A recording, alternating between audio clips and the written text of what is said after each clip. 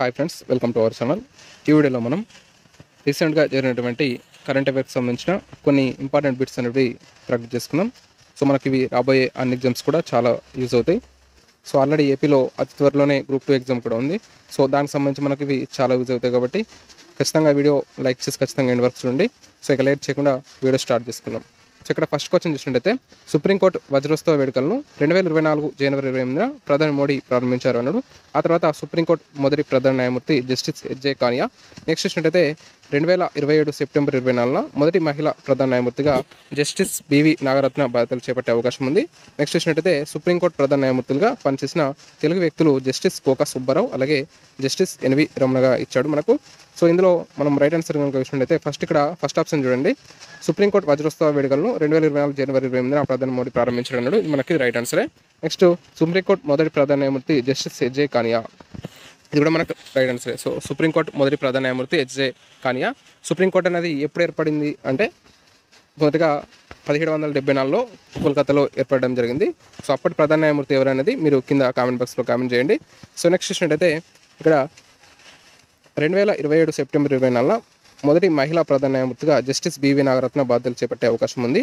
మనకి ఇది కూడా రైట్ ఆన్సరే. 2027 సెప్టెంబర్ 24న మొదటి మహిళా ప్రధాన న్యాయమూర్తిగా జస్టిస్ బివి నాగరత్న బాధ్యతలు చేపట్టే అవకాశం ఉంది. నెక్స్ట్ సుప్రీంకోర్టు ప్రధాన న్యాయమూర్తులుగా పనిచేసిన తెలుగు వ్యక్తులు జస్టిస్ కోకా సుబ్బారావు అలాగే జస్టిస్ ఎన్వి రమణ అన్నాడు. ఇది కూడా మనకు రైట్ ఆన్సర్. సో ఇక్కడ మనకు ఇక్కడ 4 కూడా రైట్ ఆన్సరే కాబట్టి ఇక్కడ మనకి ఆన్సర్ ఏమవుతుంది, ఏబిసిడి అనేది ఇక్కడ మనకు రైట్ ఆన్సర్గా చెప్పుకోవచ్చు. ఆప్షన్ 4 అనేది కొంచెం సంబంధించి రైట్ ఆన్సర్ ఆప్షన్ 4. ఓకేనా. సో నెక్స్ట్ 14th క్వశ్చన్ చూడండి.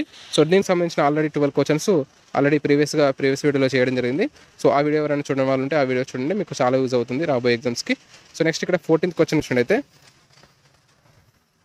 ఇక్కడ చూడండి, క్రింది వాటిలో సరైనది ఏది? సో సరైనది ఏదో మనం ఇక్కడ కనిపెట్టాల్సి ఉంటుంది. సో బీహార్ ముఖ్యమంత్రిగా 11వసారి నితీష్ కుమార్ ప్రమాణ స్వీకారం చేశారు.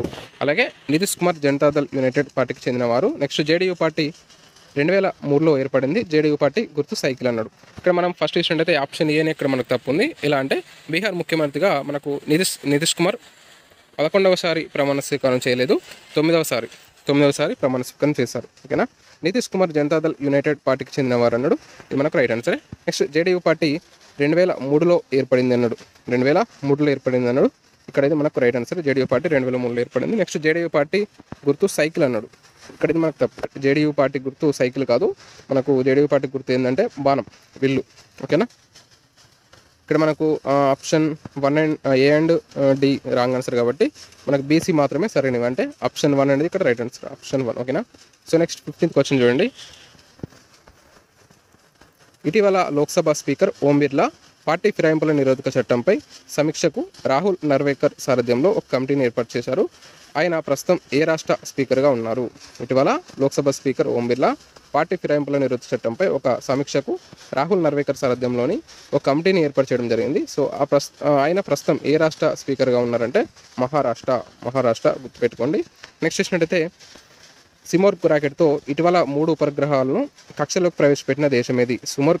సిమోర్గ్ రాకెట్తో ఇటీవల 3 ఉపగ్రహాలను కక్షలోకి ప్రవేశపెట్టిన దేశం ఏదంటే ఇక్కడ మనకు ఇరాన్. ఓకేనా. ఇరాన్ దేశం ప్రవేశపెట్టడం జరిగింది 3 ఉపగ్రహాలను. నెక్స్ట్ 17th క్వశ్చన్ చూసినట్టయితే, ఆర్మీలో సుబేదార్గా పదోన్నతి పొందిన తొలి మహిళగా ఎవరు నిలిచారు? ఆర్మీలో సుబేదార్గా పదోన్నతి పొందిన తొలి మహిళగా ఎవరు నిలవడం జరిగిందంటే హవల్దార్ ప్రీతి రజక్. ఓకేనా. సో నెక్స్ట్ 18th క్వశ్చన్ చూడండి. 75వ గణతంత్ర దినోత్సవం అతిథిగా ఫ్రాన్స్ అధ్యక్షుడు ఇమాన్యుయల్ మెక్రాన్ హాజరయ్యారు. సో రిపబ్లిక్ డే అతిథులుగా ఫ్రాన్స్ నుంచి ఇప్పటివరకు ఎన్నిసార్లు హాజరయ్యారు? మనకు 75వ గణతంత్ర దినోత్సవ వేడుకలకు, మనకు రీసెంట్గా జరిగిన గణతంత్ర దినోత్సవ వేడుకలకు అతిథిగా ఫ్రాన్స్ అధ్యక్షుడు ఇమాన్యుయల్ హాజరవడం జరిగింది, ఇమాన్యుయల్ మెక్రాన్. సో అయితే ఈ యొక్క రిపబ్లిక్ డే అతిథులుగా ఫ్రాన్స్ నుంచి ఇప్పటివరకు ఎన్నిసార్లు హాజరయ్యారంటే 6 సార్లు హాజరవడం జరిగింది, 6 సార్లు. ఓకేనా. సో నెక్స్ట్ 19th క్వశ్చన్ చూడండి. క్రింది వాటిలో సరికానిది ఏది? సో సరికానిది మనం గుర్తించాలి.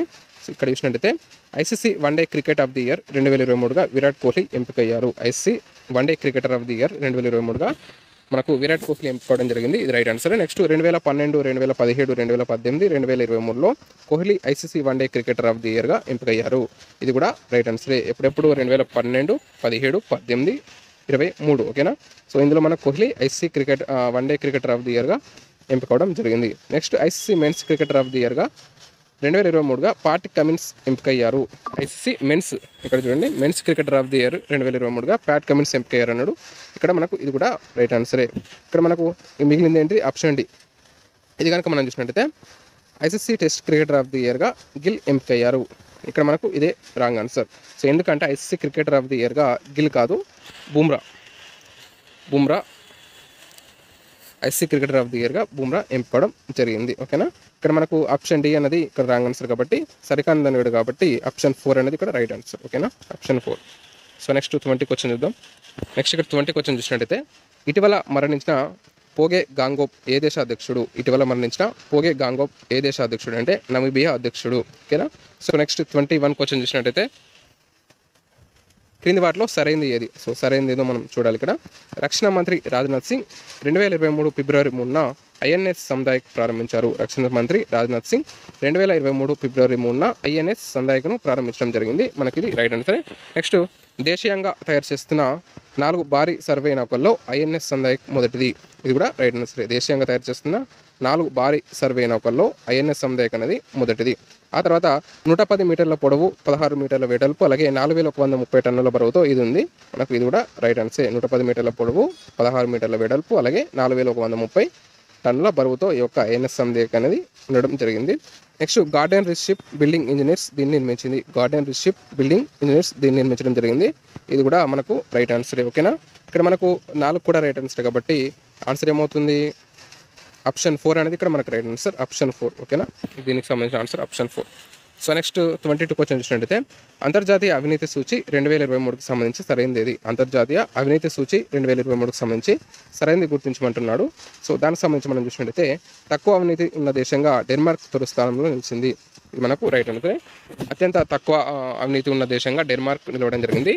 ఆ తర్వాత తక్కువ అవినీతి ఉన్న దేశంగా 2వ స్థానంలో మనకు ఫిన్లాండ్ నిలవడం జరిగింది. అత్యంత తక్కువ అవినీతి ఉన్న దేశంగా డెన్మార్క్ తొలి స్థానంలో నిలవగా ఫిన్లాండ్ అనేది 2వ స్థానంలో నిలవడం జరిగింది. మనకి ఇది కూడా రైట్ ఆన్సరే. సో ఇవి రెండు కూడా రైటే. నెక్స్ట్ భారత్ ఇందులో 93వ స్థానంలో నిలిచింది. అవినీతి కల దేశాల్లో మనకు భారత్ అనేది 93వ స్థానంలో నిలవడం జరిగింది. ఇది కూడా రైట్ ఆన్సరే. నెక్స్ట్ అత్యంత అవినీతి ఉన్న దేశంగా సోమాలియా నిలిచింది. అత్యంత అవినీతి గల దేశం ఏదంటే సోమాలియా. ఇది కూడా రైట్ ఆన్సరే. సో ఇక్కడ మనకు 4 కూడా రైట్ ఆన్సర్ కాబట్టి ఆప్షన్ ABCD ఆప్షన్ 2 అనేది ఇక్కడ మనకు రైట్ ఆన్సర్. ఓకేనా, ఆప్షన్ 2. సో నెక్స్ట్ క్వశ్చన్ చూడండి. యునెస్కో ప్రపంచ వారసత్వ కట్టడాల నామినేషన్కు 2024-25 సంవత్సరానికి మరాఠా మిలిటరీ ల్యాండ్స్కేప్ను భారత్ పంపింది. ఇందులో ఎన్ని దుర్గాలు ఉన్నాయి? యునెస్కో ప్రపంచ వారసత్వ కట్టడాల నామినేషన్కు 2024-25 సంవత్సరానికి మరాఠా మిలిటరీ ల్యాండ్స్కేప్ను భారత్కు పంపడం జరిగింది. ఇందులో ఎన్ని దుర్గాలు ఉన్నాయంటే 12 దుర్గాలు ఉండడం జరిగింది. 12. ఓకేనా. సో నెక్స్ట్ క్వశ్చన్ అయితే క్రింది వాటిలో సరైనది ఏది? సో దానికి సంబంధించి మనం చూద్దాం. శ్వాసతో ఫోన్ అన్లాక్ చేసే టెక్నాలజీని ఐఐటి మద్రాస్ పరిశోధన బృందం అభివృద్ధి చేసింది. మనకు శ్వాసతో ఫోన్ అన్లాక్ చేసే టెక్నాలజీని ఐఐటి మద్రాస్ పరిశోధన బృందం అభివృద్ధి చేయడం జరిగింది. ఇది రైట్ ఆన్సరే. నెక్స్ట్ రోడ్డు ప్రమాదాల నివారణకు రోడ్డుపై ప్రయాణించే వాహనాల మధ్య కమ్యూనికేషన్ నెలకొల్పేలా టెక్నాలజీని జోధ్పూర్ ఐఐటి అభివృద్ధి చేసింది. ఇది కూడా మనకు రైట్ ఆన్సర్. రోడ్డు ప్రమాదాల నివారణకు రోడ్డుపై ప్రయాణించే వాహనాల మధ్య కమ్యూనికేషన్ నెలకొల్పేలా టెక్నాలజీని మనకు జోధ్పూర్ ఐఐటి అభివృద్ధి చేయడం జరిగింది. సో నెక్స్ట్ క్వశ్చన్ అయితే సర్వైకల్ క్యాన్సర్కు పెంబ్రోలిజుమాబ్ అనే వ్యాక్సిన్ను అమెరికా ఆమోదం తెలిపింది. సర్వైకల్ క్యాన్సర్కు పెంబ్రోలిజుమాబ్ అనే వ్యాక్సిన్కు అమెరికా ఆమోదం తెలపడం జరిగింది. మనకు ఇది కూడా రైట్ ఆన్సరే. నెక్స్ట్ ఆప్షన్ డి కనుక మనం చూసినట్టయితే ప్రపంచంలోనే అతిపెద్ద క్రూయిజ్ నౌక ఐకాన్ ఆఫ్ ది సీస్ అమెరికాలోని మియామి నుంచి తన తొలి ప్రయాణాన్ని ప్రారంభించింది.